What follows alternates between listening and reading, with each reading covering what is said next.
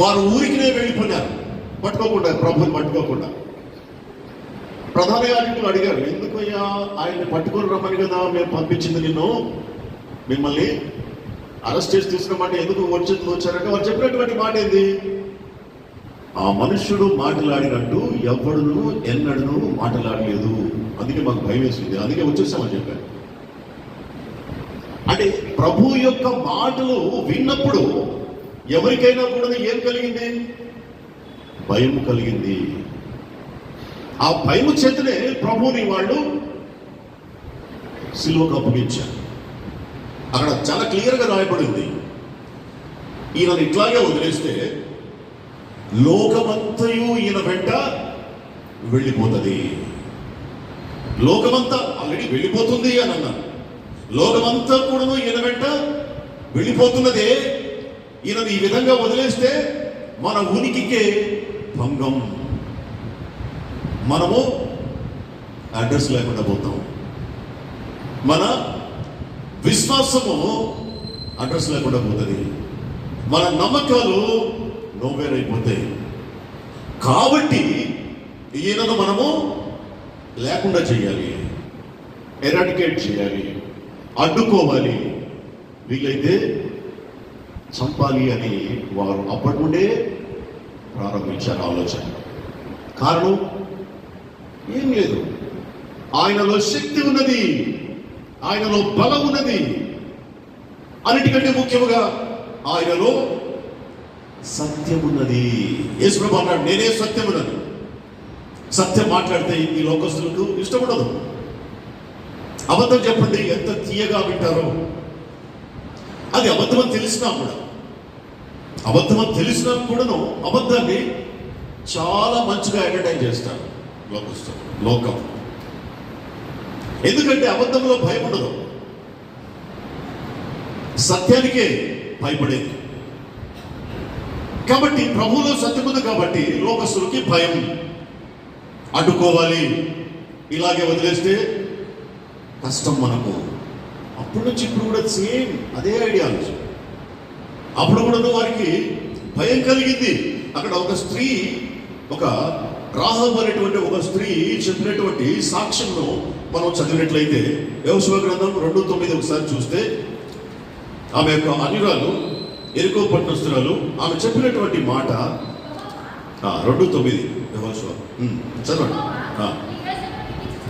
యెహోవా ఈ దేశమును మీకు ఇచ్చుచున్నాడని, మీ వలన మాకు భయము పుట్టునని, మీ భయము వలన ఈ దేశ నివాసులందరికీ ధైర్యము చెడుననియు నేను ఎరుగుదును. చూసారా, ఇది ఒక అనిగలైనటువంటి ఒక స్త్రీ ఇస్తున్నటువంటి సాక్ష్యం. ఎవరి గురించి? దేవుని యొక్క సమూహం గురించి, విశ్వాసుల యొక్క గుంపును గురించి. ఏమని తెలియజేస్తున్నది? ఈ దేశమును దేవుడైనటువంటి యెహోవా మీకు ఇచ్చుచున్నాడని, మీ వలన మాకు భయము పుట్టునని, మీ భయము వలన ఈ దేశ నివాసులందరికీ ధైర్యము చెడునని. ఇది సమస్య, ఇదే సమస్య. భయము చేత అడ్డగించారు. మా యొక్క ఉనికికి భంగం కలుగుతుందేమో అని అడ్డుకున్నారు. అందుకే ఎరికో పట్టణపు తలుపులు గట్టిగా మూసివేసి ఉండడం మనము చూస్తాము. ఎరికో పట్టణ ద్వారము గట్టిగా మూసివేయబడి ఉండెను, మీకు యాక్సెస్ లేదు. ఇది ఎవరికైనా ఉంది, ఎరికో పట్టణంలోనికి ఇతరులకి ఎవరికైనా ఉంది. అయితే ఇశ్రాయేలీయులైనటువంటి మీకు మాత్రం నో యాక్సెస్. ఎందుకు? ఎందుకంటే వారంటే భయం, ఎందుకంటే వారిలో శక్తి ఉన్నది, వారి దేవుడు సత్యవంతుడు, బలవంతుడు. అందుకే భయం, అందుకే భయం. ఇంకా చదవండి 11వ వచనం. మేము వినినప్పుడు మీ గురించి ఏ విధంగా మీరు ఐగుప్తు దేశంలో నుండి వచ్చినప్పుడు ఎర్ర సముద్రమును ఏ విధంగా మీరు ఆరిపోజేశారో 10వ వచనంలో ఉంది. యోర్దాను తీరమునున్న అమోరీయుల 2 రాజులైన సీహోనుకు ఓగుకును మీరేమి చేశారో, అనగా మీరు వారిని ఎలాగూ నిర్మూలము చేశారో ఆ సంగతి మేము విన్నాము. వారికి తెలుసు ఏమని, వీరి యొక్క ప్రయాణంలో, వీరి జర్నీలో ఏ విధంగా విజయ పరంపర కొనసాగిందో వారికి తెలుసు. ఎరికో పట్టణస్థులకి ఏ విధంగా సముద్రమును ఆరిపోజేశాడో వారి దేవుడు వీరు విన్నారు. ఆ సమాచారం వీరికి తెలుసు. అక్కడ రాజులైనటువంటి 2 అమోరీయులైన రాజులను వారు ఏమి చేశారో, ఏ విధముగా నిర్మూలన చేశారో ఈ ఎరికో పట్టణస్థులకు తెలుసు. ఎరికో అంటే లోకం. బైబిల్ ప్రాఫెసీలో ఎరికో తర్వాత ఐగుప్తు, బబులోను అనేటువంటి మాటలు ఉపయోగించేటువంటి సందర్భాలలో లోకానికి సాదృశ్యంగా చెప్పబడ్డాయి. ప్రకటన గ్రంథంలో కూడా బబులోను గురించి చాలా స్పష్టంగా లోకంలో ఉన్నటువంటి ఆ సిస్టమ్ గురించి చెప్తున్నప్పుడు బబులోను గురించి రాయబడింది, వాక్యం మాట్లాడింది. కాబట్టి ఇక్కడ ఎరికో అన్నప్పుడును లోకస్తులకు దేవుని ప్రజలను చూసినప్పుడు భయపడ్డారు. ఎందుకు? వారి కార్యాలు అట్లున్నాయి, వారి పని అట్లుంది. మిషనరీలు వచ్చి ఏం చేశారో వారికి తెలుసు. వారి ప్రేమ ఏ విధంగా మనుషులను ప్రభు వైపుకు మళ్లించిందో లోకానికి తెలుసు. అందుకే వారంటే భయం. వారిలాగా ప్రేమను చూపించలేరు, వారిలాగా సేవను చేయలేరు. అయితే వారిని అడ్డుకోవాలి. ఎందుకు అడ్డుకోవాలి? లోకమంతా వారు వెంటపోతే మన ఇంటి ఎవరు వస్తారు? అది సమస్య. వచ్చి అందరినీ వాళ్ళు స్వైప్ అప్ చేసేస్తే ఇక మన వెంట ఎవరు ఉంటారు? మనమేం కావాలి? ఇది లోకం యొక్క బాధ, లోకం యొక్క భయం. మేము విన్నాం, మీ గురించినటువంటి సమాచారాన్ని మేము విన్నాం, మాకు తెలుసు. 11వ వచనం, మేము వినినప్పుడు మా గుండెలు కరిగిపోయాను. మేము విన్నప్పుడు మీ గురించి మా గుండెలు కరిగిపోయినాయి. ఒక అనిరాలు చెప్పేటువంటి మాట. ఎందుకు మీ గుండెలు కరిగిపోయినాయి? ఎందుకు మీకంత భయము? ఎందుకంటే మీలాంటి వాళ్ళు ఎవరు కూడాను ఉండరు. మీలాగా కార్యం చేసేటువంటి వాళ్ళు, మీలో ఉండి కార్యము చేయించినటువంటి మీ దేవుడి వంటి దేవుడు మరి ఎక్కడనూ లేడు అని రాజైనటువంటి బబులోను చక్రవర్తి అయినటువంటి నెబుకద్నెజర్ చాటిపోయి వేయించాడు. ఈ దేవుడే దేవుడు భూమి మీద కానీ ఆకాశమందు కానీ మరి ఎక్కడైనా కానీ ఇశ్రాయేలీయుల దేవుడే నిజమైనటువంటి దేవుడు అని చెప్పేసి బబులోను సామ్రాజ్యం అంతటా కూడాను ఆయన చాటింపు వేయించాడు ఆయన పాలించేటువంటి దినాల్లో. కాబట్టి అన్య రాజులకు, అన్యజనులకు తెలుసు దేవుడు ఎంత గొప్పడు, ఎంత శక్తిమంతుడు. ఆయన ప్రజలలో ఆయన చేసినటువంటి కార్యాలు ఎంత గొప్పగా ఉంటాయో, ఎంత గొప్పగా వారు మనుషులను ప్రేమిస్తారు, ఎంత గొప్పగా వారు సేవ చేస్తారు వారికి తెలుసు. వీలైతే అట్లా చేయొచ్చు కదా, చెయ్యలేరు. పైగా అడ్డగిస్తాం. మేము అడ్డగిస్తాం, మా తలుపులు మీకు మూసేయిస్తాం, మీకు ప్రవేశం లేదు. ఎరికో పట్టణపు ద్వారాలు గట్టిగా మూసివేయబడి ఉండెను. కాబట్టి ఎప్పుడూ కూడాను భయపడేవాడే ముందుగా కీడు చేయడానికి ప్రయత్నం చేస్తాడు. భయంలో నుండి అటాకింగ్ నేచర్ వస్తాడు. భయం. పక్కన పాకిస్తాన్ ఉంది. అది చాలా చిన్న దేశం, చాలా బలహీన దేశం మన దేశంతో పోల్చుకున్నప్పుడు. ఎందుకు ఊరికినే భారతదేశం పైన కవ్వించేటువంటి చర్యలు, గోడలు చేస్తూ ఉండడం, దాడులు చేయడం, దేశం మీద, దేశ సార్వభౌమాధికారం పైన పార్లమెంట్ పైన ఇలాంటి దాడులు ఎందుకు చేయడం? ఎందుకంటే వాళ్ళకు భయం. ఒక శక్తివంతమైన దేశం ప్రక్కన ఉంది, ఎప్పుడు మమ్మల్ని దాడి చేస్తారో అనేటువంటి భయం. అందుకే ముందే వాడు అటాక్ చేస్తాడు. భయపడేవాడే ముందుగా ఆయుధాలు సమకూర్చుకుంటాడు. ఇప్పుడు అణ్వాయుధాలు ఎందుకు దేశాలకు, అన్ని దేశాలకు దాదాపుగా ప్రపంచ దేశాల్లో పెద్ద దేశాలన్నిటికీ కూడా అణ్వాయుధాలు ఉన్నాయి. కారణం వాడటానికి అని కాదు, అక్కడ భయం చేత.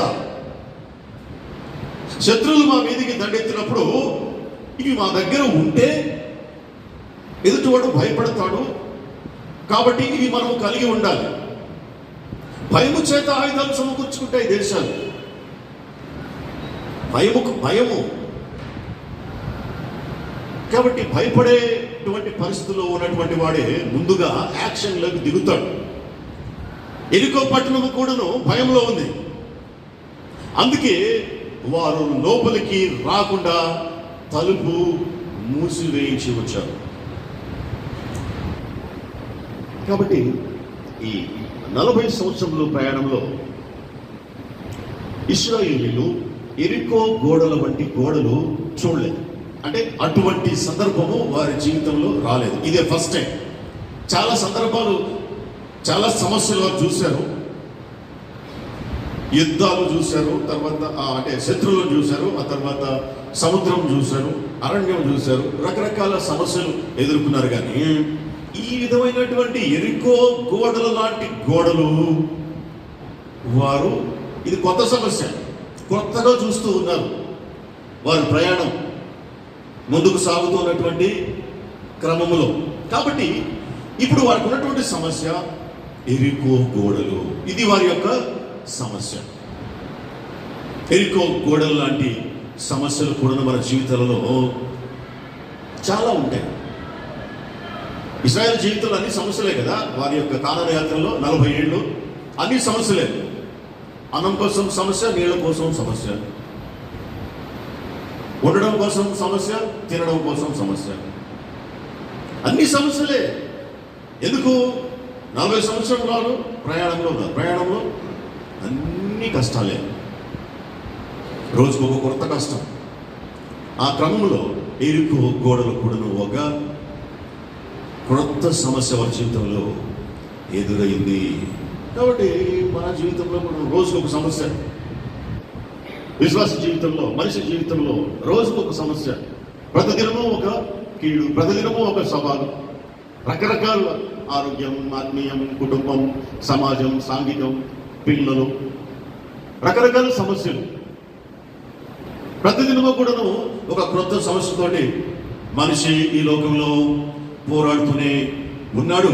అదే విషయాన్ని ప్రభువు చాలా చక్కగా ప్రభు నేర్పినటువంటి ప్రార్థనలో చెప్పాడు. ఏమంటాడు? మమ్మ శోధనలోనికి తేక దుష్టుల నుండి తప్పించుము అని ప్రార్థన చేయండి అని చెప్పి నేర్పించాడు. అంటే దాని అర్థమైంది, ప్రతి దినము కూడాను మనకు ఒక కష్టం, ఒక శోధన, ఒక కీడు ఎదురు చూస్తూ ఉంటది అని ప్రభువు ముందే మనకి ప్రిపేర్ చేశాడు. అది జ్ఞాపకం ఉంచుకోవాలి. మనం ప్రతి దినము మనకు ఒక సవాల్ ఉంటుంది. మత్తయి సువార్త 6:34 అంటాడు, ఈనాటి కీడు ఆనాటికి చాలును అంటాడు. ఈనాటి కీడు ఆనాటికి చాలు. ప్రతిదినము మనకు ఒక కీడు, ఒక కష్టం, ఒక బాధ, ప్రతిదినము. అది మనిషి యొక్క ప్రయాణం ఈ లోకంలో. మరి ముఖ్యంగా క్రైస్తవ విశ్వాసి యొక్క ప్రయాణం ఇంకా కష్టతరమైనటువంటి విషయం. ఇది వాస్తవం, ఇది జీవితం యొక్క వాస్తవ పరిస్థితి. ప్రతిదినము ఒక కొత్త సమస్య, ఎరుకు గోడలు లాంటి సమస్య. ఇప్పుడు ఎరుకు గోడలు అంత సమస్యనా అంటే అవును. ఎందుకంటే అవి చాలా పటిష్టమైనటువంటి గోడలు. అవి దాటాలి. అవి దాటితేనే వారు అవతలకి కానానులోనికి ప్రవేశం కలుగుతుంది. కానానులోనికి వెళ్ళాలంటే అదొకటే మార్గం, ఎరుకో మీదుగా వెళ్ళాలి. కానీ ఎరుకో గోడలు మూసేస్తున్నాయి, తలుపులు మూసేస్తున్నాయి. ఎరుకో గోడలు అవి 2 అంచెల పటిష్టమైనటువంటి ప్రాకారం. గోడ అంటే మామూలు గోడ కాదు, కోట గోడ. కోట గోడ కూడాను అది ఇన్నర్ వాల్, అవుటర్ వాల్ 2 ఉంటాయి. రెండు రకాల పటిష్టమైనటువంటి భద్రత కోసం ఏర్పాటు చేయబడినటువంటి గోడలవి. ఔటర్ వాల్ ఎత్తు 40 అడుగులు, బయట గోడ ఎత్తు 40 అడుగులు, వెడల్పు వచ్చేసి 6 అడుగులు వెడల్పు, ఔటర్ వాల్ వెడల్పు. అది దాటుకుని పోయిన తర్వాత మళ్ళా ఇన్నర్ వాల్ ఉంటుంది. ఇన్నర్ వాల్ ఎత్తు 50 అడుగులు, వెడల్పు 12 అడుగులు. ఇది ఔటర్ వాల్, ఇన్నర్ వాల్. అంటే రెండు రౌండ్గా ఉంటాయి. రెండు రకాల గోడలు రౌండప్ చేసి ఉంటాయి, ఔటర్ అండ్ ఇన్నర్ రెండు. ఈ గోడల మధ్యన, ఈ రెండు గోడల మధ్యన విశాలమైనటువంటి స్థలం ఉంటుంది. చాలా విశాలంగా ఉంటుంది ఆ స్థలం. ఆ స్థలంలో ఇల్లు కట్టుకునేంత విశాలమైనటువంటి స్థలం. అంటే అనగా ఎత్తైనటువంటి ప్రాంతం గోడల పైన. ఆ గోడ పైన ఉన్నటువంటి వ్యక్తినే, నివాసం ఉంటూ ఉన్నటువంటి వ్యక్తే రాహాబు. ఆ గోడ పైన ఉంది ఆమె ఇల్లు, ప్రాకారం పైన. అంటే ప్రాకారానికి మధ్యన చాలా ఎత్తైనటువంటి స్థలము. ఆ స్థలము విశాలంగా ఉండేది. ఎంత విశాలం అంటే అక్కడ ఇళ్ళు ఉండేవి. ఆ ఇళ్లలో ఒక ఇల్లే రాహాబు ఉండేటువంటి, నివసించినటువంటి ఇల్లు. కాబట్టి ఎంత గట్టిగా ఉండేటువంటి గోడలో అవి మనము అర్థం చేసుకోవచ్చు. అది కొండ ప్రాంతం, అది ఏకైక మార్గం కానాన్లోనికి వెళ్ళటానికి, వేరే ఆల్టర్నేట్ లేనే లేదు. కాబట్టి విశ్వాస జీవితంలో కూడాను ఇలాంటి పటిష్టమైనటువంటి, చాలా కఠినమైనటువంటి ఎరికో గోడలు, కోటల లాంటి సమస్యలు ఉంటాయి. అది సత్యం, వాస్తవం. అయితే ఏం చేయాలి? అక్కడే కొలబడ్డారా ఇశ్రాయేలులు? అక్కడే ఆగిపోయారా వాళ్ళు? లేదు, ఆగిపోలేదు. ముందుకు వెళ్ళారు, ముందుకు వెళ్ళాలి. వెళ్ళకుండా అక్కడ ఉండటానికి లేదు, వెళ్ళకుండా అక్కడనే నివాసం ఉండటానికి లేదు. ముందుకు వెళ్ళాలే కానీ వెనుకకు వెళ్ళలేరు, అక్కడ ఉండలేరు. అదే మానవుని యొక్క జీవితం. మనము వెనుకకు వెళ్ళలేము, గతంలోనికి మనం వెళ్ళలేము. అలాగని చెప్పేసి ఇక్కడే ఉంటామా? అది కూడా కుదరదు. మరి ఏం చేయాలి? ముందుకు సాగిపోవాలి. సమస్య ఉన్నా సాగిపోవాలి, సముద్రం ఉన్నా సాగిపోవాలి, ఎరుకో కోటలున్నా సాగిపోవాలి తప్ప ఇక్కడే ఉంటాను అంటే కుదరదు. ఎవరు ఉండలేరు, ఉండకూడదు. మనకున్నటువంటి బాధ్యతలు అటువంటివి, మనకున్నటువంటి బరువులు అటువంటివి, మనం ఉన్నటువంటి స్థితి అటువంటిది. మనం ఎక్కడ ఆగలేము, ముందుకు వెళ్ళాల్సిందే. కాబట్టి ఇక్కడ ఉన్నటువంటి ఇశ్రాయేలీలు వారు కలవరపడుతున్నప్పటికీ కూడాను వారు ముందుకే వెళ్ళాలి.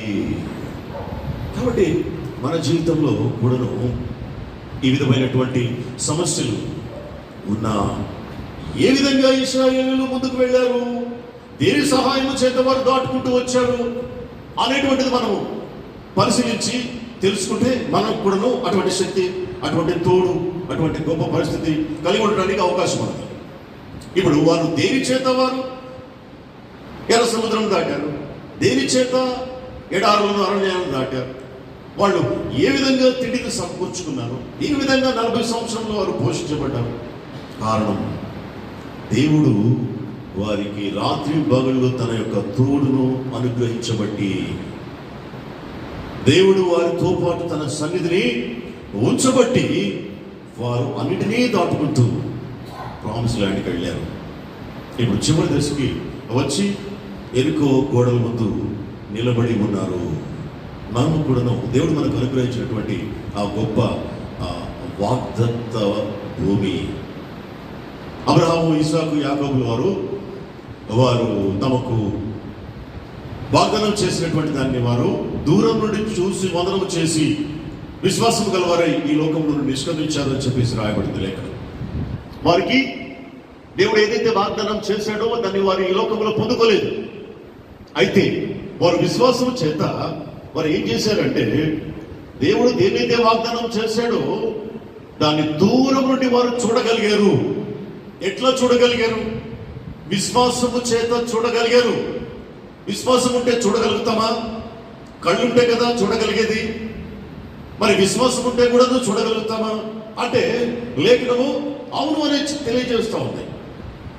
ఎలాగంటే విశ్వాసం అంటే అర్థం ఏంటిది? దానికి డెఫినేషన్ ఏంది? ఏదైతే కనబడదో, ఏదైతే చూడలేమో దానిని చూడగలగటమే విశ్వాసం అని చెప్పి హెబ్రీ 11:1 ఉంది కదా. హెబ్రీ 11:1 ఏం తెలియజేస్తూ ఉంది? విశ్వాసం అనగా నిరీక్షించుబడి వాటి యొక్క నిజ స్వరూపమును అదృశ్యమైనవి ఉన్నవి అనుటకు రుజువు. అదృశ్యముగా ఉన్నది ఏది? వాగ్దత్త భూమి. ఇప్పుడు మనకైతే పరలోక రాజ్యం, దేవుని రాజ్యం ఎవరైనా చూసారా? లేదు. అది మన కంటికి అదృశ్యముగా ఉన్నది, ఎవరు చూడలేదు. అయితే చూడలేదు కదా అని చెప్పి అది లేదు కాదు అని చెప్పగలమా? లేదు, చెప్పలేము. ఎందుచేతంటే దేవుడు మనకు విశ్వాసం ఇచ్చాడు. విశ్వాసమును బట్టియే అబ్రహాము, ఇస్సాకు, యాకోబులు సాక్ష్యం పొందిని అని చెప్పేసి హెబ్రీ 11:2 రాయబడింది. దానిని బట్టి పెద్దలు సాక్ష్యం పొందిరి. విశ్వాసం అంటే కనపడనటువంటి దానిని చూడగలగటం.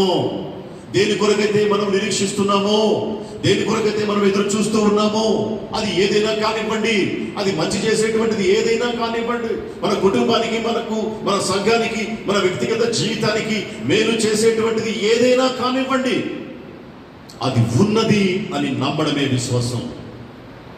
మా వల్ల కాదండి నమ్మడానికి, అంత విశ్వాసం మాకు లేదు. మా వల్ల కాదు అంటే చేయగలిగింది ఏమీ లేదు. ఎవరు ఏం చేయలేదు. ఎవరి విశ్వాసానికి వారే బాధ్యులు. ఎవరి విశ్వాసము పెంపొందించుకోవాల్సినటువంటి బాధ్యత వారిదే. కాకపోతే దానికి లేఖనము సపోర్ట్ ఉంటుంది. దేవుడు అగ్ని స్తంభంగాను మేఘ స్తంభముగాను ఇశ్రాయేలు ప్రయాణం అంతట్లోనూ తోడుగా ఉన్నట్లుగా దేవుడు మనకు ఈ దినాలలో అంతకాలంలో లేఖనము తోడిచ్చాడు. లేఖనం ఉన్నది మనకు, అనగా దేవుని యొక్క వాగ్దానం ఉన్నది. వాగ్దానమును నమ్మినటువంటి వాడు మాత్రమే విశ్వాసయాత్రలో కొనసాగుతాడు. లేదు నా వల్ల కాదు, నేను నమ్మను అంటే ఎవరు ఏం చేయలేరు. ఎందుకంటే ఇశ్రాయేలు బయలుదేరినప్పుడు ఐగుప్తు నుండి ఇశ్రాయేలు మాత్రమే కాదు, ఇశ్రాయేలుతో పాటు మిశ్రమ జనాంగము కూడా వచ్చారు. అంటే అన్యులు కూడా వచ్చారు. ఎట్లా వచ్చింది అన్యులకు? ఎట్లా అసలు ఏ విధంగా వారు ఏ ధైర్యంతో ఇశ్రాయేలుతో పాటు ఐగుప్తు దేశం వారు బోర్డర్స్ దాటారు? దేనిని బట్టి? వారికి తెలుసు. ఏం తెలుసు? ఆ గొర్రెపిల్ల పస్కా గొర్రెపిల్ల రక్తము పూయబడినటువంటి ఏ ఇంటిలో కూడాను ఒక్క పశువు పిల్ల, ఒక మేక పిల్ల కూడా చావలేదు అన్న విషయం, ఆ సత్యము ఆ చుట్టుపక్కల ఉండేటువంటి వారికి అందరికీ తెలుసు.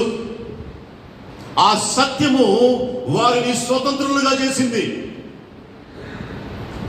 ఇశ్రాయేలీయులు దేవుడు ఉన్నాడు అనేటువంటి సత్యము అన్యజనులను, ఐగుప్తీయులను, కొంతమందిని, మిశ్రమ జనాన్ని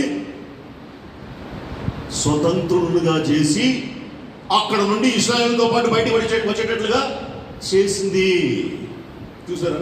సత్యం మిమ్మల్ని స్వతంత్రులుగా చేయాలంటే అదే అర్థం. ఏంటిది సత్యం? ఇశ్రాయేలులో దేవుడు ఉన్నాడు, అందుచేతనే పస్కా రక్తము పోయబడినటువంటి ఇంటికి ఏ హాని కలగలేదు. అదే అన్యులకైతే, అదే ఆ రక్తం లేనటువంటి ఇళ్ళకైతే అందరూ పస్తుపడినటువంటి వారి పశువులు చచ్చిపోయినాయి, పక్షులు చచ్చిపోయినాయి, మనుషులు చచ్చిపోయారు. కానీ పస్కా పశువు రక్తము స్ప్రింకిల్ చేసినటువంటి ఏ ఇంటిలో కూడాను మరణం లేదు. ఆ సత్యం జాముగా వారు అక్కడ నుంచి బయటికి రావడానికి అదే సత్యం వారిని విడుదల చేసి వారిని విమోచించి, ఆ సత్యమును నమ్మినటువంటి వారు చివరి దాకా దాన్ని కొనసాగాలి కదా. ఆ విశ్వాసంలో కొనసాగినప్పుడే కదా ప్రామిస్ ల్యాండ్కి వెళ్ళేది. సగం దూరం వచ్చి అయిపోద్దా? అప్పుడే నమ్మకం పోతుందా? నమ్మకం పోకుండా ఉండడానికి దేవుడు చేసినటువంటి కార్యాలు ఇన్నున్నాయి. ఎర్ర సముద్రంలో ఆరణ్యాలు ఎవరు చేయగలుగుతారు? అరణ్యంలో ఆహారం ఎవరు ఇవ్వగలుగుతారు? ఏ పక్షి వచ్చి నన్ను చంపుకొని తిను అని చెప్పేసి మన ముందు వాళ్తుంది? పూరేళ్ళు వచ్చి వేలకు వేలుగా వచ్చి వాళ్ళ కళ్ళ పాలెం ముందు వాళ్ళని పట్టుకొని చంపుకొని తిన్నారు. ఏ విధంగా అవుతాయి ఇట్లాంటి అద్భుత కార్యాలు? ఎవరు చేయగలరు? బండలో నుంచి నీళ్లు రావడం ఎవరు చేయగలరు? చేదుగా ఉన్నటువంటి నీళ్లు తీయగా మారడం ఎవరి వల్ల అవుతుంది? ఇవన్నీ కూడా సాక్ష్యాలు. విశ్వాసము బలపడటానికి ఇవన్నీ సాక్ష్యాలు. ఇశ్రాయేలు యొక్క విశ్వాసము దినదినమునకు బలపడటానికి దేవుడు అనేకమైనటువంటి ఇటువంటి కార్యాలు చేసుకుంటూ తీసుకుని వచ్చాడు. ఒకసారి మన జీవితాన్ని మనం రివైండ్ చేసుకుంటే ఇటువంటి కార్యాలు ఏమీ జరగలేదా మన జీవితంలో? ఎన్ని అపాయాల నుండి దేవుడు తప్పించి ఉంటాడు, ఎన్ని సమస్యల నుండి ప్రభువు కాపాడి ఉంటాడు, ఎంత అద్భుతాలు మన జీవితంలో చేసుంటాడు. మనిషి యొక్క తత్వం ఏంటంటే అద్భుతాలు జరిగినప్పుడు చాలా సింపుల్గా తీసుకుంటారు, చాలా సింపుల్గా కాసేపట్లో మర్చిపోతారు. అది నేచర్, మనిషి యొక్క నేచర్. దాన్ని గుర్తించి ప్రభు నాతో ఉన్నాడు, అందువల్లనే ఈ యొక్క అద్భుతం జరిగింది నా జీవితంలో అని తమను తాము బలపరుచుకోరు. దావీదు మహారాజు చేసింది అదే, తను తాను బలపరుచుకున్నాడు వాక్యం చేత. నా ప్రాణమా యెహోవాను స్తుతించుము అని చెప్పడంలో ఆయన యొక్క ఉద్దేశం ఏంటంటే తను తాను విశ్వాసంలో బలపరుచుకోవడం. మనల్ని మనము వాక్యము ద్వారా బలపరుచుకోవాలి. దేవుని కార్యాలను మన జీవితంలో జ్ఞాపకం చేసుకుంటూ దేవుడు చేసినటువంటి మేళ్లను మరవద్దు అని చెప్పాడు 103వ కీర్తన. ఆయన చేసినటువంటి మేలును మరువకము నా ప్రాణమా. ఆయన చేసిన ఉపకారములలో దేనిని మరువకము. మర్చిపోవడం మానవునికి చాలా ఈజీ. ఏది? మేలు మర్చిపోవడం. మేలు మర్చిపోతారు, కీడు గుర్తు పెట్టుకుంటారు చచ్చేదాకా. దావీదేమన్నాడు? కుమారుని పిలిచి, సొలొమోను పిలిచి దావీదేమన్నాడు? ఇదిగో పలానా వ్యక్తి మనకు చాలా కీడు చేశాడు, అతడు చేసిన కీడును బట్టి అతనిని నీవు నెరసిన వెంట్రుకలతోటి సమాధిలోనికి వెళ్ళనియొద్దు చెప్పాడు దావీదు. అది మనిషి యొక్క నేచర్ని తెలియజేస్తా ఉంది.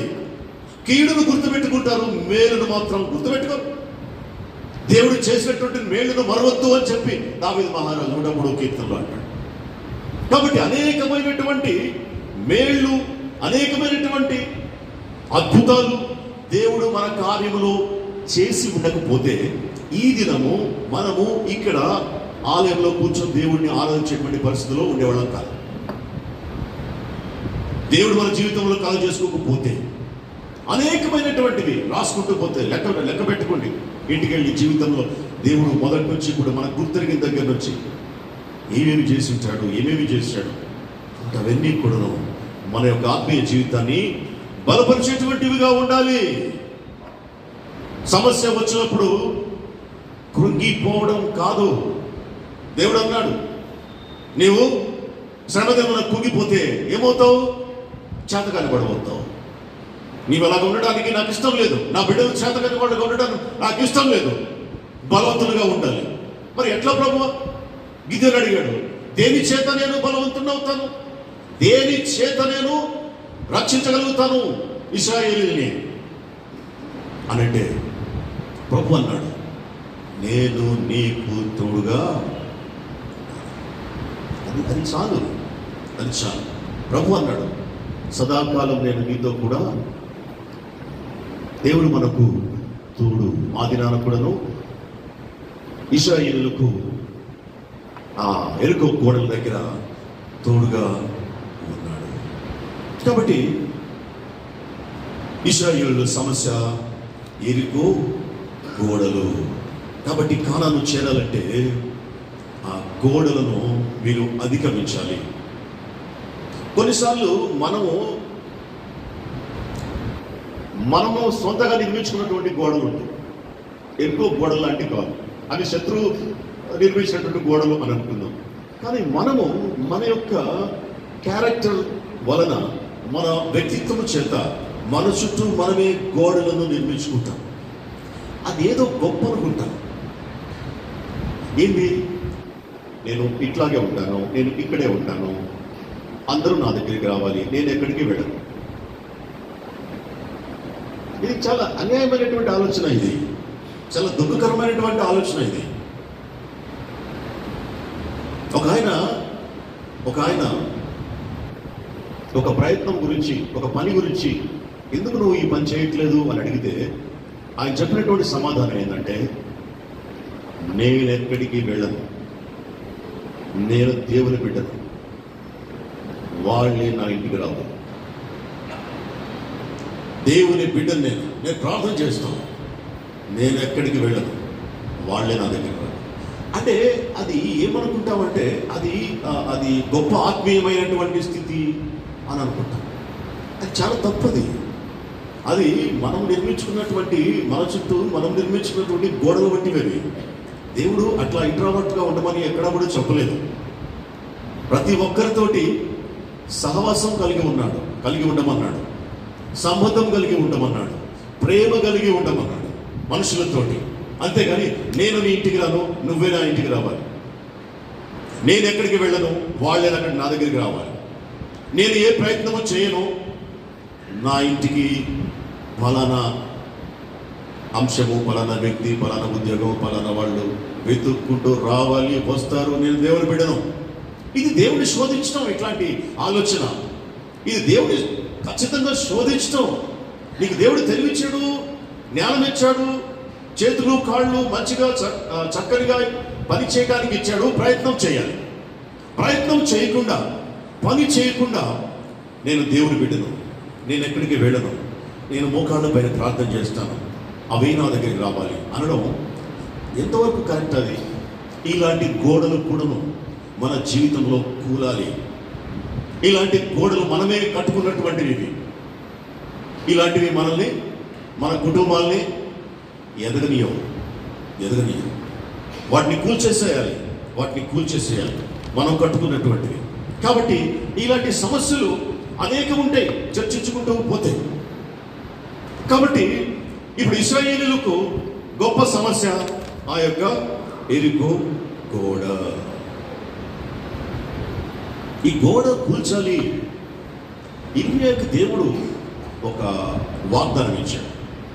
ఇర్మియా గ్రంథం 1వ అధ్యాయం 9-10 వచనం. దేవుడు తన బిడ్డలకు తన వాక్కునిచ్చాడు. తన వాక్కు అంటే తానే, అంతే కదా. తన వాక్కు, తన వాక్యము, తాను ఒకటే. తన వాక్యం ఎక్కడ ఉంటుందో అక్కడ తాను ఉంటాడు, తాను ఎక్కడ ఉంటాడో తన వాక్యం అక్కడ ఉంటుంది. ఇప్పుడు బాప్తిసమిచ్చే యోహాను గురించి మాట్లాడుతూ లూకా సువార్తలో ఉన్నది, జకర్యా కుమారుడైనటువంటి యోహాను వద్దకు దేవుని వాక్యము వచ్చెను అని రాయబడి ఉంటుంది. దేవుని వాక్యము వచ్చెను ఎవరి దగ్గరికి?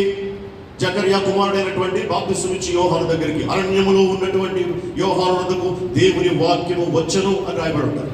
అంటే ఏంటిది? దేవుని వాక్యం రావడం ఏంటి? దేవుని వాక్యము రావడం అంటే దేవుడు వచ్చినట్లే. దేవుడు అన్నా దేవుని వాక్యం అన్నా ఒకటే. కాబట్టి ఇప్పుడు ఇర్మియాతోటి దేవుడు మాట్లాడుతూ ఉన్నాడు, నా వాక్కును నీకు ఇస్తూ ఉన్నాను. ఏమంటున్నాడు? అప్పుడు యెహోవా ఏమన్నాడు? ఇలాగూ సెలవిచ్చాను, నీ నోట నా మాటలు ఉంచి ఉన్నాను. ఈ మాటలు ఎందుకు ప్రభువా? నాకు మాటలు ఎందుకు? నోట్ల కట్టలు కదా కావాల్సింది. ఇదే కదా మన యొక్క కోరిక. మాటతో నేనేం చేసుకుంటాను? నాకు మెటీరియల్ థింగ్స్ కావాలి, మాట ఎందుకు నాకు? కానీ దేవుడు అంతకంటే ఈ లోకములో ఉన్నటువంటి సమస్తమును సృష్టించినటువంటి వాక్యాన్నే మనకి ఇస్తానంటే,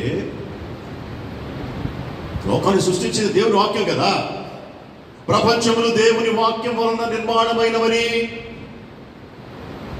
ఎబ్రీ 11:3 విశ్వాసం వలన మనము గ్రహించుకొనుచున్నాము. ప్రపంచములు, లోకములు, ఈ విశ్వము, ఇందులో ఉన్న సమస్తము ఎట్లా నిర్మాణమైనాయి? దేవుని వాక్యము చేత నిర్మాణమైనాయి. అంటే దేవుని వాక్యం ఎంత గొప్పదై ఉండాలి, ఎంత శక్తివంతమైనదై ఉండాలి, ఎంత బలం గలదై ఉండాలి. మనకున్నటువంటి ఏ సమస్యనైనా కూడా తీర్చగలిగినటువంటి శక్తి దేవుని వాక్యం ఉండదా? ఈ లోకంలో మనమెంత, మన సమస్య ఎంత? ఈ లోకాన్ని సృష్టించినటువంటి వాక్యము మనకు వచ్చినటువంటి సమస్యను తీర్చలేదా? దేవుని వాక్యం శక్తి కలిగినటువంటిది. ఏ సమస్యనైనా కూడాను తీర్చగలిగినటువంటిది.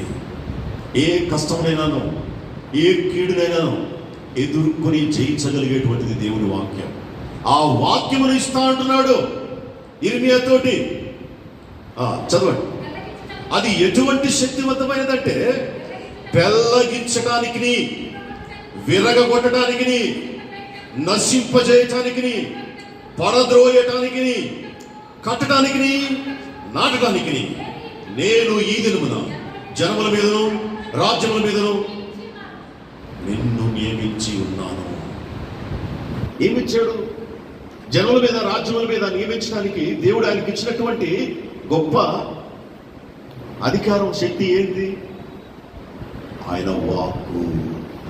ఎంత గొప్ప విషయం, ఎంత గొప్ప విషయం! దేవుని వాక్యానికి ఉన్నటువంటి శక్తి ఎంత గొప్పది!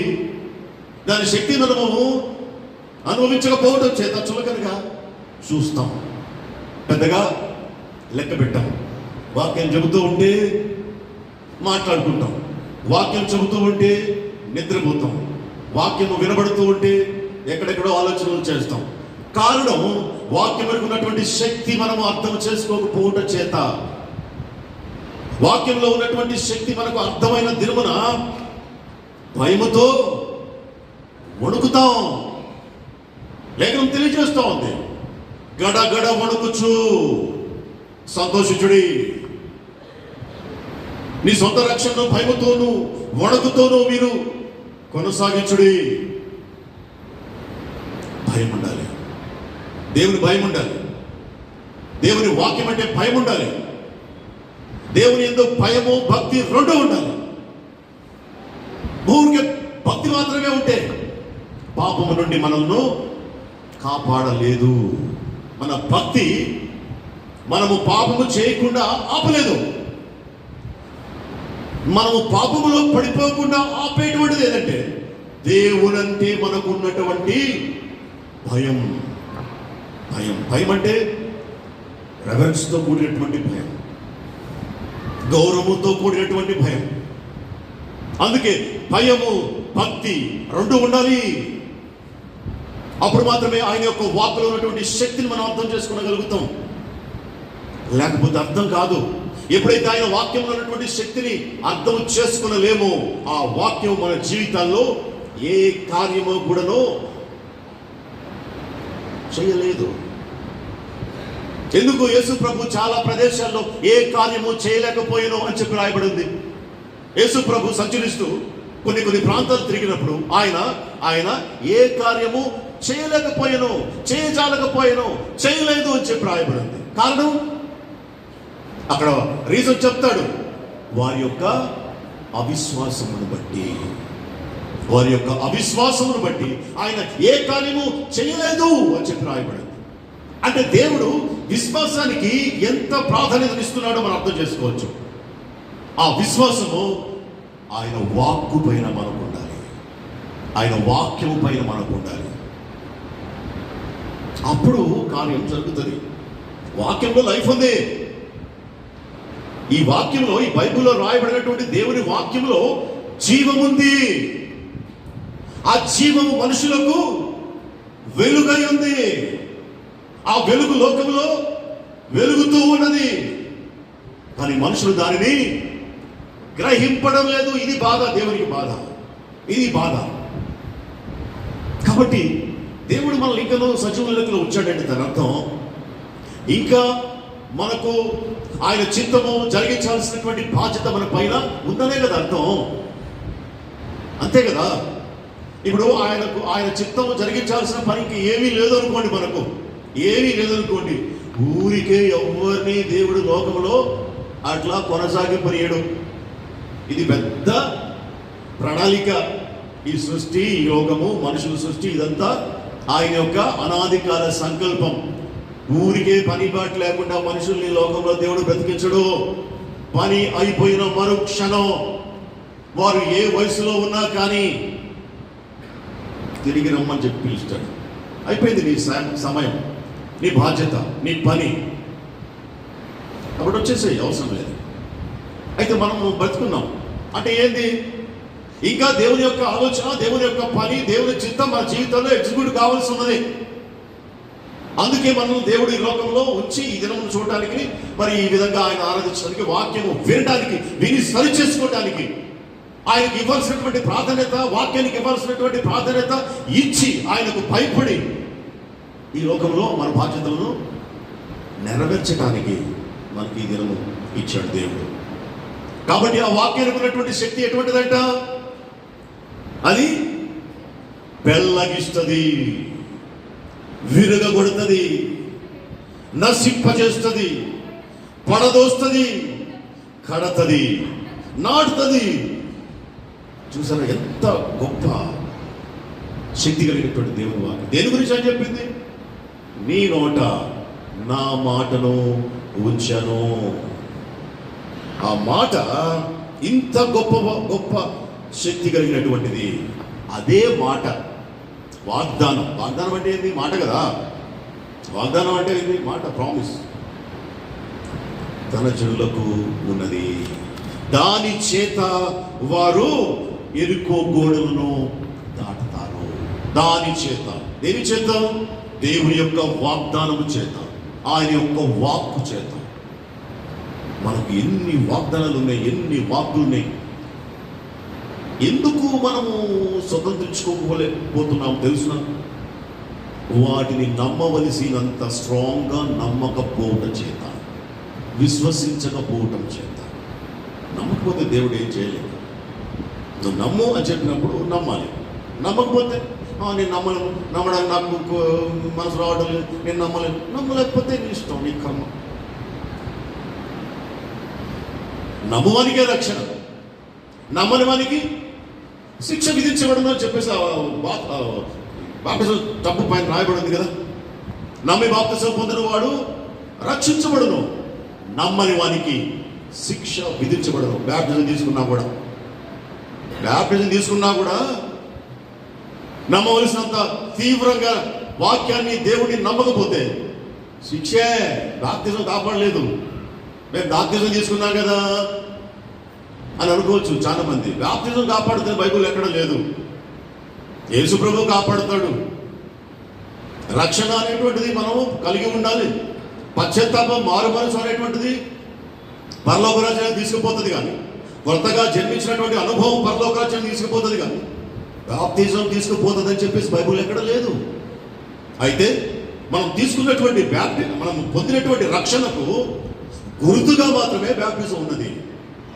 మనం ప్రభువు నుండి పొందుకున్నటువంటి నిత్య జీవానికి గుర్తు ఈ లోకంలో. ఇదిగో నేను బాప్తిజం తీసుకుంటున్నా, నేను దేవుడిచ్చేటువంటి రక్షణను పొందుకున్నాను అని చెప్పడానికి బాప్తిజం ఉండేది. కాబట్టి విశ్వాసం, వాక్యం ఎడల ఉన్నటువంటి నమ్మకం మనలను కోట గోడలను దాటిస్తుంది, సమస్యలను ముందుకు తీసుకొని పోతుంది. అప్పుడు ఇశ్రాయేలుకు దేవుడు ఇచ్చినటువంటి వాగ్దానం ఏంది? యెహోషువ 6:2. యెహోషువ తోటి ఏమన్నాడు? నేను యెరికోను దాని రాజును నీ చేతికి అప్పగించుచూ ఉన్నాను. ఇది వాక్కు, ఇది వాగ్దానం. యెహోషువ ద్వారా ఇశ్రాయేలు ప్రజలకు దేవుడు ఇచ్చినటువంటి వాగ్దానం. చూడు, నేను యెరికోను దాని రాజును, పరాక్రమము గల శూరులను నీ చేతికి అప్పగించుచూ ఉన్నాను. వాగ్దానం అంతే. యెహోషువతో మాత్రమే చెప్పాడు. యెహోషువ జనాలతో చెప్తున్నాడు, ఇదిగో ఈ యెరికోను దేవుడు మనకు అప్పగించబోతూ ఉన్నాడు. అందులో ఉన్నటువంటి వీరులను, శూరులను మన చేతికి దేవుడు అప్పగించబోతూ ఉన్నాడు. వాళ్ళు నమ్మారు, వాళ్ళు విశ్వసించారు. వారి విశ్వాసమే విజయం, వారి నమ్మకమే ఎరికో గోడను కూల్చింది. వారి సమస్యకు ముందే దేవుడు వారికి వాగ్దానం ఇచ్చాడు. వారు ఎరికో గోడల దగ్గరికి వెళ్ళక ముందే దేవుని వాగ్దానం ఉన్నది. అదిగో ఆ ఎరికోను నీ స్వాధీనం నేను చేయబోతూ ఉన్నాను, అందులో ఉన్నటువంటి వారందరినీ నీ స్వాధీనం నేను చేయబోతున్నాను, ఇప్పుడు నడవండి ముందుకు. ఆయన వాగ్దానం లేకుండా వారు ముందుకు వెళ్ళలేదు. ఆల్రెడీ ఆయన ప్రామిస్ ఉంది, దాన్ని బట్టి వారు ముందుకు కదిలేరు. కాబట్టి మన జీవితంలో కూడాను ప్రభువు మనకు వాగ్దానాలు ఇచ్చి ఉన్నాడు. అనేకమైనటువంటి వాగ్దానాలు ఉన్నాయి. ఒక జీవితకాలమునకు సరిపడినటువంటి వాగ్దానాలు ఉన్నాయి, ఒక్కటి కాదు. ఆ రోజు ఆ సమయంలో దేవుడు వారికి ఒకటే ఇచ్చాడు, ముందుకు పోండి అది మీకు ఇస్తున్నానని. మనకైతే దేవుడు లెక్కలేనన్ని వాగ్దానాలు ఉన్నాయి మనకు వాక్యంలో. అన్ని మనమే. లేఖనం ఏం తెలియజేస్తుందో తెలుసా వాగ్దానం గురించి? దేవుడు మనకు ఇచ్చినటువంటి వాగ్దానములు ఎన్నున్నప్పటికీ కూడాను, లెక్క చెప్పాల, ఎన్నైనప్పటికీ కూడాను అవి అన్నీ క్రీస్తునందు అవును అన్నట్లే ఉన్నవి. క్రీస్తుంటే చాలు, దేవుని వాగ్దానాలు అన్నీ మన సొంతం. అది దేవుడు గొప్ప అద్భుత కార్యం. ఇన్నుండని వాగ్దానాలు, మీరు ఒక క్రీస్తు యందు విశ్వాసం ఉంచితే ఆ వాగ్దానాలు అన్నీ కూడాను యేసు క్రీస్తునందు అవును. ఆమెన్. ఆమెన్ అంటే అవును అని అర్థం. ఆమెన్ అన్నట్లే ఉన్నది. వాగ్దానములు నమ్మినప్పుడు కదా వర్కౌట్ అయ్యేది. చదివితే కదా నమ్మకం వచ్చేది, వింటే కదా నమ్మకం వచ్చేది. వినకుండా చదవకుండా ఉంటే ఏ విధంగా నమ్మకం పెరుగుతుంది, విశ్వాసం పెరుగుతుంది? ఆత్మీయ జీవితంలో చదవాలి, వినాలి, ధ్యానం చేయాలి వాక్యాన్ని. అప్పుడు మాత్రమే విశ్వాసం దినదినానికి అభివృద్ధి చెందుతుంది. ఎందుకనగా వాక్యంలో జీవం ఉన్నది. వాక్యంలో జీవం ఉన్నది. కొరింథీయులకు రాసిన 2వ పత్రిక 10వ అధ్యాయం 4-5 వచనంలో రాయబడింది, దేవుడు మనకి ఇచ్చినటువంటి వాగ్దానం ఎటువంటి శక్తి కలిగినటువంటిదంట? మా యుద్ధోపకరణములు శరీర సంబంధమైనవి కావు, కానీ దేవుని ఎదుట దుర్గములను పడద్రోయ జాలినంత బలము గలవయ్యున్నవి. దుర్గములను పడద్రోయ జాలినంత బలము గలవయ్యున్నవి. దుర్గం అంటే ఏంటిది? దుర్గం అంటే కోట. ఈ ఎరుకో కోట గోడలు దుర్గము అంటే. కాబట్టి దేవుడిచ్చినటువంటి యుద్ధోపకరణం అంటే ఏంటిది? యుద్ధము చేయటానికి వాడేటువంటి ఆయుధం. యుద్ధం చేయటానికి వాడేటువంటి ఆయుధాన్ని యుద్ధోపకరణం అన్నారు. అయితే దేవుడు మాకు యుద్ధోపకరణం ఇచ్చాడు అని చెప్పాడు. ఏంటిదా యుద్ధోపకరణం? 2 అంచుల వాడిగలిగినటువంటి ఖడ్గం, వాక్యమును ఖడ్గం. దేవుడు ఇచ్చినటువంటి చాలా ఉన్నాయి ఆయుధాలు. ఎఫెసీయులకు రాసిన పత్రిక 6వ అధ్యాయం 10-12 వచనాలు చూస్తే చాలా యుద్ధోపకరణాలు ఉన్నాయి దేవుడు ఇచ్చినటువంటివి. అయితే ఇప్పుడు మనకు కావాల్సింది కోట కూలాలి కదా. దేవుడు మాకు ఇచ్చినటువంటి యుద్ధోపకరణం ఎటువంటిది అంటే కోటలను, గోడలను, దుర్గములను పడద్రోయ జాలినంత మట్టుకు బలమైనటువంటివి. చూసారా? మనుషులను అడ్డగించేటువంటివి ఆ దినాన కోట గోడలైతే, ఆత్మీయ జీవితాన్ని అడ్డగించేటువంటి ఈ దినాన ఏంటో తెలుసా? ఆ తర్వాత ఏం రాయబడిందమ్మా?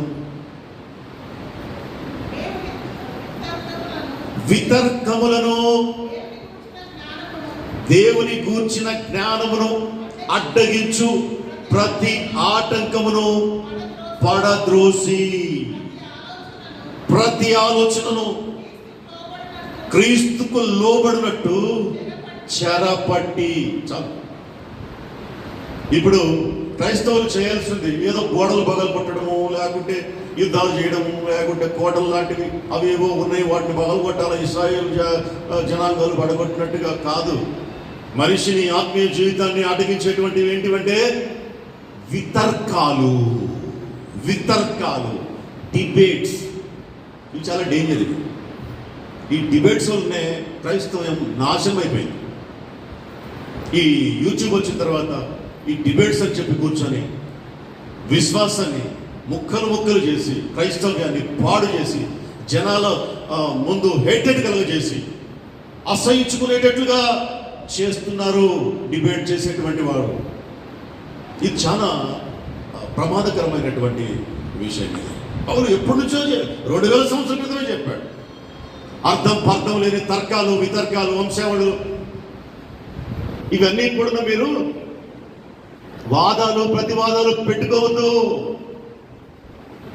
ఇది విశ్వాసాన్ని చెడుపుతాయే తప్ప విశ్వాసాలను బలపరచవు. కాబట్టి ఇవి క్రైస్తవ జీవితానికి కోట గోడలు, అడ్డు గోడలు, ముందుకు వెళ్ళనీయటువంటివి, అక్కడే కూలబడేటట్టు చేసేటువంటివి. కాబట్టి వీటిని కూలదోయాలి, వీటిని పడగొట్టాలి. పౌలు అప్పుడు ఆనాడు అదే రాశాడు.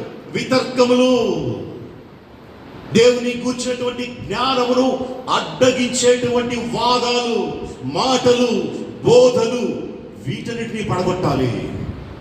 ఇవి నిజంగా మనలను పరమకాలను చేరనీయకుండా అడ్డుకునేటువంటి గోడలు, ఎరుకు గోడలు, ఈ లోకంలో సాతాను కట్టినటువంటి గోడలు. అందుకే ఆయన అన్నాడు, దేవుని ఎదుట దుర్గములు కట్టాడు అపవాది.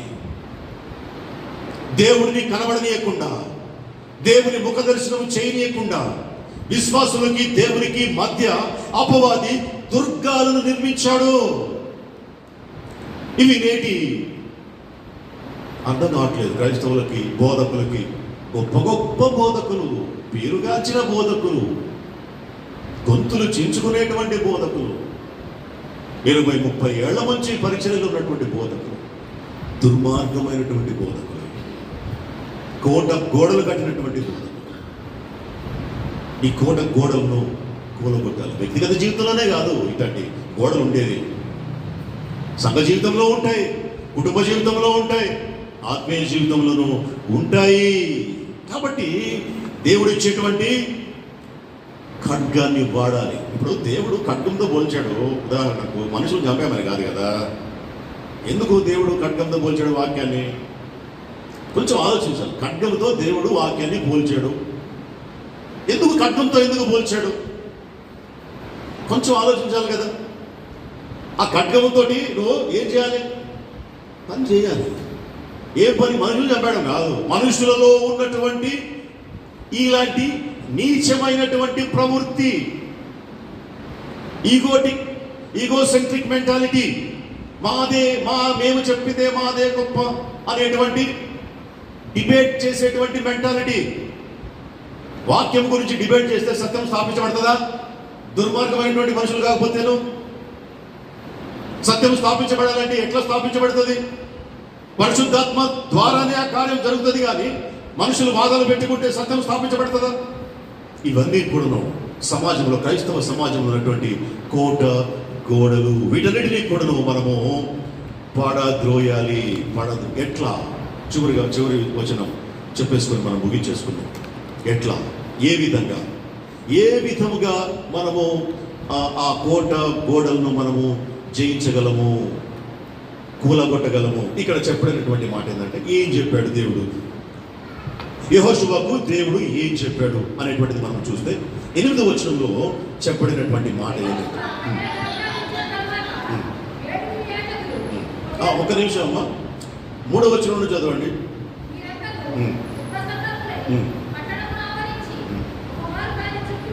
ఒక మారు దాని చుట్టూ తిరగవలను, రోజుకు ఒక మారు దాని చుట్టూ మీరు తిరగవలను, అంతే దేవుడు చెప్పింది. ఆ తర్వాత అలాగున 6 దినములు చేయుచు రావలెను, రోజుకు ఒకసారి ఎరికో పట్టణపు చుట్టూ మీరు ఒక రౌండ్ వేయాలి. 6 దినములు 6 రౌండ్స్ వేయాలి. 7వ దినమున చదువు. ఉమ్, ఉమ్. మొదట ఏమో 7 యాజకులు పొట్టేలు కొమ్ము బూరలను పట్టుకొని ముందు నడవలెను. ఏది? 6 రోజులు ముందు. 6 రోజులేమో రోజుకు ఒకసారి యాజకులు బూరలు పట్టుకొని ముందు నడుస్తూ ఉంటే ప్రజలందరూ వారి వెనకాల నడుస్తూ ఒక్కసారి ఒక్క రౌండ్ వేయాలి, రోజుకు ఒకసారి, అంతే. ఆ విధంగా 6 రోజులు వేసిన తర్వాత 7వ రోజు మీరు ఏం చేయాలి అంటే 7వ దినం మీరు 7 మార్లు పట్టణము చుట్టూ తిరగాలి. తిరుగుచూ ఉండగా ఆ ముందు నడుస్తున్నటువంటి యాజకులు బూరలు పట్టుకుని నడిచారు కదా 6 దినములకు ఒకసారి. ఇప్పుడు ఏం చేయాలంటే బూరలను ఊదాలి. చాలా క్లియర్గా ఉంటుంది దేవుని యొక్క ఆజ్ఞ, చాలా క్లియర్గా ఉంటుంది, అర్థమయ్యేటట్లు ఉంటుంది. ఏం అర్థం కాకుండా ఏమి కన్ఫ్యూజన్గా ఏముండదు. చాలా పర్ఫెక్ట్గా చాలా క్లియర్గా ప్రభు చెప్తున్నాడు. 7వ దినం మాత్రం మీరు చేయాల్సింది ఏంటంటే 7 సార్లు మీరు రౌండ్ చేయాలి. 7 సార్లు రౌండ్ చేసేటప్పుడు అప్పుడు జరిగినటువంటి సందర్భం ఏంది? ఏం చేయమంటున్నాడు? అప్పుడు తిరుగుచూ ఉండగా 7వ దినమున మీరు 7 మార్లు పట్టణం చుట్టూ తిరుగుచుండగా ఆ యాజకులు బూరలను ఊదవలెను. మానక ఆ కొమ్ముతో వారు ధ్వని చేయుచుండగా మీరు బూరల ధ్వని వినప్పుడు జనులందరూ ఆర్భాటముగా కేకలు వేయవలెను. అప్పుడు ఆ పట్టణ ప్రాకారము కూలును గనుక జనులు తమ ఎదుటికి చక్కగా ఎక్కుదురు అనెను. చాలా చాలా పద్ధతి దేవుడు చెప్పాడు. ఇట్లా మీరు చేయాలి. ఇట్లా చేస్తే మీరు కోట గోడ కూలుతుంది, మీరు నడుచుకుంటూ వెళ్ళి క్రాస్ చేసి వెళ్ళిపోతారు. ఎరుకుపోవడం ఏది ప్రభా? బూరలు ఊదితే కోట్లట్టు కూలుతాయి, బూర ఊదితే కోట గోడలు కూలుతాయా అని యెహోషువ అడగలేదు. యెహోషువ వచ్చి యాజకులకు ఈ విషయం చెప్పినప్పుడు యాజకులు అడగలేదు. ఏ ప్రజలు కూడాను ఎదురు చెప్పలేదు. రౌండ్ తిరిగితే గోడలట్ట కూలుతాయి, బోర్లు ఊదితే గోడలట్ట కూలుతాయి వాళ్ళు అడగలేదు. పైగా వారు చెప్పింది చెప్పినట్లుగా చేశారు. ఫస్ట్ 6 days ఒకసారి తిరిగారు. ఒకసారి కూడాను యాజకులు బోర్లు పట్టుకొని తిరిగారు. 7వ రోజు 7 సార్లు తిరిగారు. బూరలు యాజకులు ఊదారు. బూరలు యాజకులు ఊదినప్పుడు కొమ్ము బూరలు ప్రజలు ఏం చేయాలి? కేకలు వేయాలి. కేకలు. ఇది ఇన్స్ట్రక్షన్స్. ఇవి దేవుడు ఇది చెయ్యి అంటే అది చెయ్యాలి. ఎందుకు ఏంటిది అనేటువంటి రీజనింగ్ అడగకూడదు. అది విధేయత. విధేయత ద్వారానే జీవితంలో ఫలింపు ఉంటుంది. దేవుడు నోవహుకు ఏమని చెప్పాడు? నోవహుకు చెప్పింది ఏంటంటే నువ్వు ఒక ఓడచ్చు ఆ చేస్తా ప్రభు, చిట్టి సానకు బొమ్మానుతోటి చెయ్యి, ఊరికే చేయడం కాదు. నేను చెప్పేటువంటి చెక్కతోటి మాత్రమే నువ్వు ఓడం చేయాలి. నేను చెప్పేటువంటి కొలతలు మాత్రమే నువ్వు యూజ్ చేయాలి. అట్లా కాదు ప్రభా, నాకు ఇక్కడ ఈ గోఫర్ వుడ్ దొరకదు, ఈ చిట్టి సానకపు మానం దొరకదు, నేను ఇంకా వేరేది వాడతాను అంటే వర్కౌట్ అవుతా? కాదు. లేదు ప్రభా, కొంచెం 2 మూరలు తగ్గిస్తా, 2 హైట్ కొంచెం తగ్గిస్తా అంటే కుదురుతుందా? దేవుడు ఏమి చెబితే దాని ప్రకారముగా చేసినప్పుడు మాత్రమే, విధేయత చూపించినప్పుడు మాత్రమే కోటలు దొరుకుతాయి. ఎందుకు కోటలు లేదు? కోటలు ఎందుకు మనకు అడ్డంకులు జీవితంలో వస్తూ ఉన్నాయి? ఎందుకు వాటిని జయించలేకపోతున్నాం అంటే మనం ఎక్స్ట్రాగా చేస్తున్నాం అన్నమాట. లేకుంటే చెప్పేదానికన్నా తక్కువగా చేస్తున్నాం అన్నమాట. అంతే, సింపుల్. దేవుడు చెప్పినట్లుగా చేయటం లేదు. ఆయన మాటకు సంపూర్ణంగా విధేయత చూపించడం లేదు. అందుకే మన జీవితంలో ఎదురయ్యేటువంటి కోటలు కూలటం లేదు. అది రీజన్. వాళ్ళు అట్లాగే చేశారు. 20వ వచనం చదివితే అర్థమవుతుంది. యాజకులు బూరలు ఊదగా ప్రజలు కేకలు వేసిరి. ఆ బూరల ధ్వని వినినప్పుడు ప్రజలు ఆర్భాటంగా కేకలు వేయగా ప్రాకారము కూలెను. అంతే, సింపుల్. దేవుని వాక్యానికి విధేయత చూపించడమే ఇందులో ఉన్నటువంటి మిస్టరీ. బూరల్లో ఏం లేదు, వారు రౌండప్గా తిరిగిన దాంట్లో ఏం లేదు, వారు వేసిన కేకల్లో ఏమి లేదు. శక్తి ఎక్కడున్నదో తెలుసా? విధేయత చూపించడంలో శక్తి, దేవుని శక్తి బయలుపడింది. దేవుని మాటకు విధేయత చూపించడం ద్వారా దేవుడు తన శక్తిని బయటకు తీసుకొని వచ్చి కోటలను కూల్చాడు. దేవుని మాటకు విధేయత చూపించడం ద్వారానే అద్భుతాలు జరుగుతాయి, ఆశ్చర్య కార్యాలు జరుగుతాయి. దేవుడు చేస్తాడు. జరుగుతాయంటే అర్థమైంది, ఆయన చేస్తాడు. ఎట్లా చేస్తాడు? మాట వినినప్పుడు, విధేయత చూపించినప్పుడు, ఖచ్చితంగా ఆయన ఏమి చెప్తాడో దానిని మాత్రమే చేసినప్పుడు ఆయన కార్యాలు చేసేటువంటి వాడు. ఆ తర్వాత ఏమైంది? వాళ్ళు ఆయన ఎట్లా చెప్పాడు అట్లా చేశారు. కోటలు కూలిపోయినాయి. వారు కోటల మీద నుంచి నడుచుకుంటూ ఎరుకో దాటేసి వాగ్దాన భూమిలోకి వెళ్ళిపోయారు. కేవలం విధేయత మాత్రమే. వాక్యము వినడం కాదు, విని దాని ప్రకారం చేయవాడు. ఇది ప్రభు చెప్పినటువంటి బోధలో ప్రధానమైనటువంటి అంశం. ప్రభువా ప్రభువా అని నన్ను పిలుచు ప్రతి వాడు పరలోక రాజ్యము చేరడు, కానీ విని దాని ప్రకారము చేయవాడే, విని విధేయత చూపించేవాడే మనం అందుకే బ్రతుకున్నాం. ఆయన మాట విని దానికి విధేయత చూపించినప్పుడు దేవుడు మన ఎడలను నిర్వహించవలసినటువంటి కార్యాలు, ఆయన చిత్తము నెరవేర్చబడుతుంది. రేపు మనం అక్కడికి వెళ్ళినప్పుడు నమ్మకమైన మంచి దాసుడా, వెరీ గుడ్ అంటాడు. ఆ విధంగా అనిపించుకోవడానికి పరిశుద్ధాత్మ దేవుని యొక్క సహాయం మనకందరికీ సమృద్ధిగా అనుగ్రహించుగాక. ఆమేన్. ప్రార్థన.